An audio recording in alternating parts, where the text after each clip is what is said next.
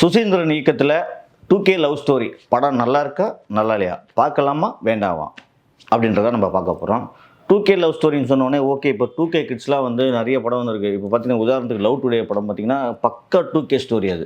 ஏன்னா வந்து ஒருத்தன் ஒரு பொண்ணுக்கிட்ட எப்படி பேசுகிறான், எப்படி பழகுறான், அந்த பொண்ணு எப்படி பழகுது பேசுது, அந்த ஃபோனை மாற்றிங்கன்னா என்னென்ன பிரச்சனைகள் வருது, 2K கிட்ஸ்லாம் எவ்வளோ கஷ்டப்படுறாங்க அப்படின்றது 2K ஸ்டோரின்னு சொன்னால் அதுக்கு பொருத்தமாகவும் கரெக்டாகவும் இருந்திருக்கும் அந்த படத்துக்கு. ஆனால் இந்த படத்துக்கு 2K லவ் ஸ்டோரின்னு வச்சுட்டு இவங்க என்ன பண்ணியிருக்காங்கன்னு பார்த்தீங்கன்னா, ஃப்ரெண்ட்ஷிப் ஒரு ஸ்கூல் படிக்கிற 2 பேர் ஃப்ரெண்ட்ஸு, அதான் ஜெகவீர், மீனாட்சி கோவிந்தராஜ் 2 பேரும் க்ளோஸ் ஃப்ரெண்ட்ஸு. அவங்க ஃப்ரெண்ட்ஸ் வந்து பார்த்திங்கன்னா அவங்க கூட இருக்கிற ஃப்ரெண்ட்ஸு பார்த்திங்கன்னா பாலசரவணன், அப்புறம் 2-3 பேர் இருக்காங்க.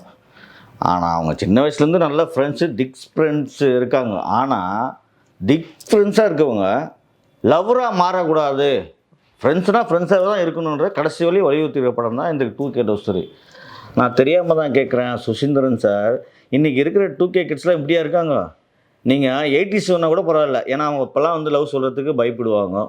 ஒரு ஃப்ரெண்ட்ஸ்னால் ஃப்ரெண்ட்ஸாக மெயின்டைன் பண்ணுவாங்க. ஃப்ரெண்ட்ஸை யாரும் லவ் பண்ண மாட்டாங்க. இப்போ நம்மளாம் பிரசாந்த் படம் இவ்வளோ படம் பார்த்தது இல்லையா? அந்த மாதிரி ஃப்ரெண்ட்ஸாகவே அந்த காலத்தில் நிறைய படங்கள் வந்திருக்கு. ஆனால் இன்றைக்கி இருக்கிற 2K லவ் ஸ்டோரி இந்த படத்துக்கு பேர் வச்சுட்டு, இல்லை இவங்க வந்து சின்ன வயசுலேருந்து நட்பாக பழகினா அந்த நட்பு கடைசி வரையும் அவங்க லைஃப்பில் வரும். அவங்களுக்குள்ள இந்த லவ்வு, இந்த காமன்றத ஒரு செக்ஸோ இல்லை ஒரு லவ்வோ அவங்க மேலே வராது, தூய்மையான நட்பு தான் இருக்குன்றத படம் ஃபுல்லாக சொல்லியிருக்காரு. சரி, ஓகே, அந்த ஸ்டோரி சொல்ல வராருன்னு வச்சுங்க. ஃபஸ்ட் ஹாப்பில் பார்த்தீங்கன்னா ஹீரோக்கு ஒரு லவ் வரும்.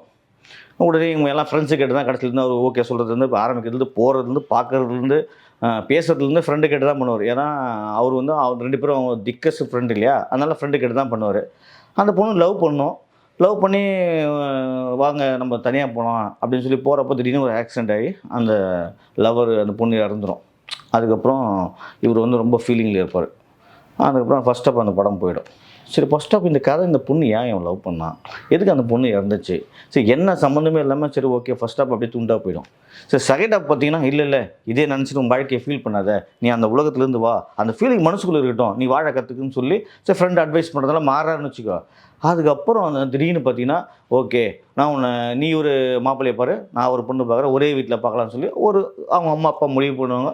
அது அப்படியே கிராமத்துக்கு போவாங்க. அந்த கிராமத்தில் போயிட்டு அவங்க அந்த கல்யாணத்தை தடுக்க சில குரூப்பு வரும். அந்த கல்யாணம் இவங்களுக்குள்ளே நடந்ததா இல்லையா, இவங்க ஃப்ரெண்ட்ஸாக தான் இருந்தாங்களா, ஒன்றா சேர்ந்தாங்களா இல்லையான்றது அப்படியே கடைசியில் கொண்டு போனார் இல்லையா.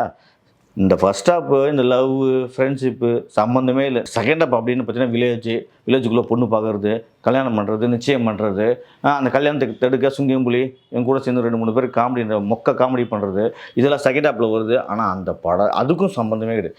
இந்த படத்துக்கும் இந்த டைட்டிலுக்கும் இந்த ஃபஸ்ட் ஹாப்புக்கும் இந்த செகண்ட் ஹாப்புக்கும் எந்த சம்மந்தம் இல்லாமல் இது ஒரு பிட்டு ஸ்டோரியாக இருக்குது, அது ஒரு பிட்டு ஸ்டோரியாக இருக்குது. இது ஒரு சின்ன எபிசோடாக இருக்குது, அது ஒரு சின்ன சீரியல் எபிசோடாக இருக்குது. எனக்கு தெரிஞ்சு இந்த படம் ஒரு 30 வருஷத்துக்கு முன்னாடி வந்திருந்தால் கொஞ்சமாவது நம்ம சுமாராக இருந்திருக்கும்னு சொல்லிப்போம். ஆனால் 30 வருஷம் கழித்து இதே மாதிரி படம் எவ்வளோ படங்கள் தெரியுமா? எனக்கு தெரிஞ்சு ஒரு 100 படம் கொட்டி கிடக்கும். இதே மாதிரி கதை, இதே மாதிரி லவ் ஸ்டோரி, இதே மாதிரி பிரச்சனை, இதே மாதிரி ஃப்ரெண்ட்ஸுக்கு ஒன்றா இருப்பாங்க, லவ் பண்ணக்கூடாது, ஃப்ரெண்ட்ஸுக்கு ஒன்றா இருப்பாங்க, இல்லை ஃப்ரெண்ட்ஸுக்குள்ளே லவ் வரும், இப்படி மாற்றி மாற்றி இந்த ரெண்டுத்துலேயும் ஒரு என்ன பண்ணணும்னு தெரியாமல், இந்த ஃபஸ்ட் ஹாப்பும் செகண்ட் ஹாப்பும் எப்படி முடிக்கணும்னு தெரியாமல் ஒரு மொக்கத்தனமாகவும் ஒரு ரொம்ப ரொம்ப சுமாரான தனமாகவும் முடிச்சிருக்காரு சுசீந்திரன். அவரே ஒத்துக்கினார், நான் வந்து 10 படம் இதுலேயும் மொக்க படம் கொடுத்துருக்கேன், என் 10 படம் இது 11 படமாக நீங்கள் சேர்த்துக்குங்க. இந்த 2K லவ் ஸ்டோரியும் வந்து ரொம்ப ரொம்ப சுமாரான படம் தான். ஆனால் உங்களே வந்து நம்ம காசு கொடுத்து படம் பார்க்குறோன்னா அந்த படம் நமக்கு ஒரு 2 மணி நேரம் போய் நம்ம எல்லாத்தையும் மறந்துட்டு வந்து தியேட்டரில் உக்காச்சா நீங்கள் வந்து கொஞ்சமாவது எங்களை வந்து ஒரு என்டர்டெயின்மெண்ட் பண்ணோம்.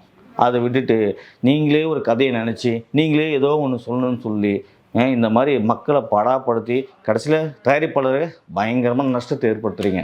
எனக்கு தெரிஞ்சு இந்த ஹீரோ ஜெகவீர் அவர் வந்து இந்த படத்துக்கு ஏன் ஹீரோவை ஒத்துக்குனீங்க, ஏன் இவர் போட்டாருன்னு எனக்கு தெரியவில்லை. ஏன்னா அவர் அடுத்த படம் தரேன்னு சொன்னாரா?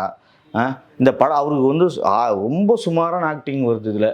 அதை வந்து இவர் படம் ஃபுல்லாக அவர் எப்படி கொண்டு வந்தார் என்னன்னு தெரியல. ஆனால் நான் என்ன சொல்ல வரேன்னா, நீங்கள் ஒரு தயாரிப்பாளருக்கு முடிஞ்சாலும் நீங்கள் சின்ன படமோ சின்ன பட்ஜெட்டோ, ஆனால் இதெல்லாம் வந்து பார்த்திங்கன்னா இவ்வளோ ஆர்டிஸ்ட்டு போட்டும் அந்த பக்கம் பார்த்திங்கன்னா ஏகப்பேர் இந்த கல்யாணத்தை அந்த காலத்தில் சுந்தர்சி படம்லாம் வந்து கல்யாணத்துக்குள்ளே போய் கலாட்டா பண்ணுவாங்க, அதாவது நல்லா சிரிப்பாக வருங்க. இதெல்லாம் ரொம்ப மொக்க ஜோக்கு, மொக்க காமெடி, அதிர பழசான காமெடி டைலாக்கு. இதெல்லாம் யார் எழுதுனாங்க, யார் பண்ணாங்கன்னு சத்தியமாக தெரியல. எப்படி இதெல்லாம் படம் பார்க்குறப்ப இவங்களுக்கு வந்து இது நல்ல படம், இது நல்லா ஓடும், இது மக்கள் எப்படி திருப்திப்படுத்தும், கொடுக்குற காசுக்கு எப்படி ஒர்த்தாக இருக்கும் அப்படிலாம் கொஞ்சமாக திங்க் பண்ணியிருந்தா நல்ல படம் பண்ணியிருக்கலாம்ல எங்க. 2K லவ் ஸ்டோரின்னு பேரை வச்சுட்டு ஒரே ஒரு சீனு கூட உருப்படியாக பண்ணல, ஒரே ஒரு சீன் கூட புதுசாக இல்லை. இதுதான் உண்மை. உண்மையிலே இந்த 2K லவ் ஸ்டோரின்னு சொல்கிறப்பெல்லாம் அது 80s ஸ்டோரின்னு வச்சுக்கலாம். ஏன்னா இது வந்து இல்லைன்னா 80s friends story, 80s friendship ஸ்டோரின்னு வச்சுருக்கலாம். எனக்கு பெஸ்ட்டு எனக்கு தெரிஞ்சு என்னென்னா 80s ஃப்ரெண்ட்ஷிப் ஸ்டோரி இது. 2K லவ் ஸ்டோரியை மாற்றி இப்படி பேரை வச்சுருந்தா ஓரளவுக்கு இந்த படத்துக்கும் டைட்டிலுக்கும் தான் கொஞ்சம் ஆப்டாக இருந்திருக்கும். அந்த படத்துக்கும் டைட்டிலுக்கும் எந்த சம்மந்தம் இல்லாமல் ஏதோ போயிட்டோம் பார்த்தோம் அப்படின்ற பார்த்துட்டு வந்தோம்.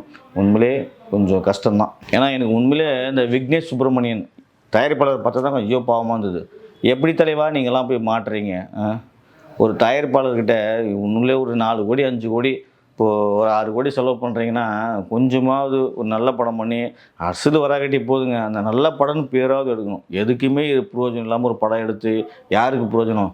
சரி ஓகே அதை விடுங்க. ஏன்னா 4 பேர் வேலை கொடுக்குறாங்க, 4 பேர் சாப்பிட்றாங்க, அதெல்லாம் பிரச்சனை இல்லை. இது அது கொஞ்சம் நல்ல படம் வந்தால் தயாரிப்பாளருக்கு போட்ட காசு திரும்பி வரும். சரி அது போட்டோம். ஆனால் இமான் மியூசிக் கொஞ்சம் ரொம்ப நல்லா இருந்தது. அதுதான் மனசு கொஞ்சம் ஆறுதலாக இருந்தது. மற்றபடி இந்த படத்தில் வர எல்லா இப்போ உண்மையிலே சொல்ல நான் தான் சொல்கிறேன், சிங்கம்புலி ஆரம்பித்து பாலச்சந்திரன் ஆரம்பித்து இன்னும் இருக்கிற எல்லா ஆர்டிஸ்ட்டுமே ஏதோ டைலாக் ஏதோ அவங்க இஷ்டத்துக்கு பேசிட்டு போனாலே தவிர ஒருத்தரை கூட ஒரு திருப்தியான ஒரு புதுசான டைலாக் பேசல. நமக்கு இன்னொரு ஒரு ஆறுதல் மீனாட்சி கோவிந்தராஜன் அவங்க தான். ஏன்னா அவங்க தான் வந்து கொஞ்சம் அழகாகவும் க்யூட்டாகவும் சூப்பராக இருந்தாங்க. அதே மாதிரி அந்த லவ் பண்ணி இறந்து போகுது அந்த ஆர்டிஸ்ட்டும் ரொம்ப ரொம்ப நல்லா இருந்தாங்க. மற்றபடி 2K லவ் ஸ்டோரி 2K கிட்ஸும் பார்த்து சளிப்படிவாங்க தான் நான் நினைக்கிறேன்.